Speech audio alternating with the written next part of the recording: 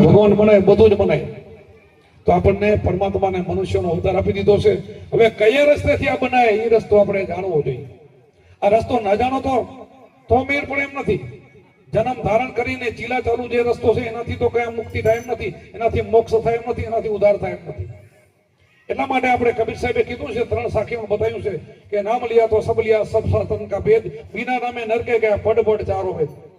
ભાઈ આવું કબીર સાહેબ ને આવું બોલવાનું શું કારણ કે એવું તો નામ કેવું હશે કે નામ લિયા તો સબ લિયા સબ સાધન કા ભેદ, બિના નામે નરકે ગયા પડ પડ ચારો વેદ. જો 4 વેદ તમે ભણેલા છે તોય નરકમાં જાશો, આવું કેમ લખવું પડ્યું કે હા ભાઈ લખેલા વાંચવાથી નરકમાં જાશો?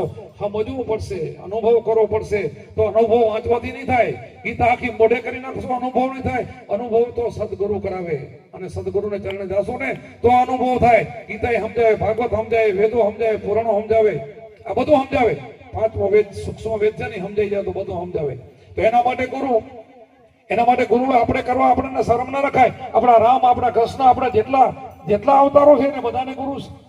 તો આપણાને નાનપણમાં શું કામ એમ આપણને શરમ આવી જોઈએ કે એ લોકોને શા માટે ગુરુ કરવા પડ્યા? એ આપણે વિચાર તો કરવો પડે ને. એટલા માટે કીધું છે કે મનુષ્ય અવતાર મળ્યો છે ને દેવોનો દુર્લભ એટલે કહેવાય કે આને આપણે ખોઈ ન દેવો જોઈએ અને ભૂલી ન જવું જોઈએ કે મનુષ્ય અવતાર શા માટે દીધો છે. અમે માતાની ઓદરમાં આપણે હતા ને ત્યારે દિવ્ય પોકાર કર્યો કે ભગવાન તું મને છોડ તો તારું ભજન કરીશ. હવે એ ભગવાનને જે માતાની અંદર જે પોકાર કર્યો એને તો છોડી દીધો છે બધા, એને તો ઓળખતા નથી આપણે, એને તો છોડી જ દીધો.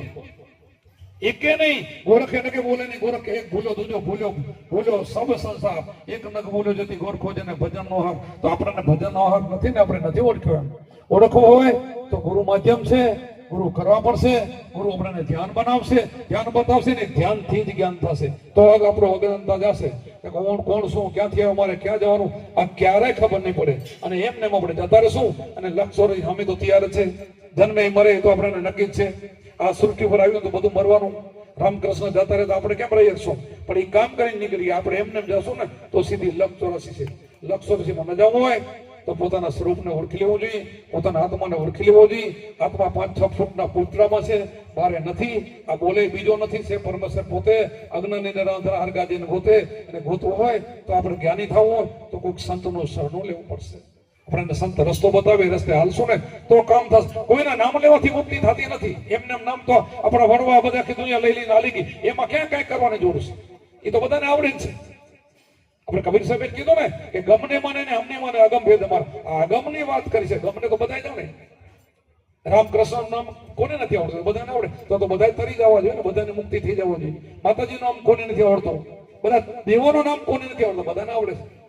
ના પડી છે કે નામ લિયા તો સબ લિયા સબ સાધન કા ભેદ, બિના નામે નરકે ગયા પટપટ ચારો વેદ. નામે પાતક છૂટી, નામે નાસે રોગ, નામ સમોડ કોઈ નહીં. જપ તપ તીરથ વ્રત ને જપ તપ તીરથ વ્રત. આ નામથી તો નાના છે બધા, એ તો નીચે રહી ગયા. એનાથી મુક્તિ નહીં થાય. કોટિક નામ સંસારમાં તેથી મુક્તિ ન હોય. આદિનામ ગુપ્તે જાણે વિલા કોઈ. આદિનામ છે ને ગુપ્ત છે, એ જ અગમ ભેદ છે, એને જાણવા જેવું છે. તો એ તો તમારી અંદર છુપાયેલું છે. આ બીપ બનાવીને આ આપણને બનાવીને પછી અંદર બેહી ગયું છે, એમને નહીં. બાકી તો ઠીક છે, મંદિરો છે, આપણે ગુણની પૂજા છે, આપણે કરવું જોઈએ, નમસ્કાર કરવા જોઈએ, બધું જ જોઈએ. પણ એ છે ને એ આપણા બેહારેલા આમાં બેઠો નહીં, આપણો બેહારેલો નથી. આપણને બીબુ બનાવીને પછી એમાં બેઠો છે. આ શરીર બને ને એમને બનવું નથી, પરમાત્મા ઈચ્છાથી જ બને. પાછા કેવા બને વિચાર તો કરો. કરોડો માણસો ફરતા હોય, બધાના આકાર જુદા, બધાનો અવાજ જુદો, બધાનો અલગ અલગ વિભાગ કેવા બને જોવો તો તમે.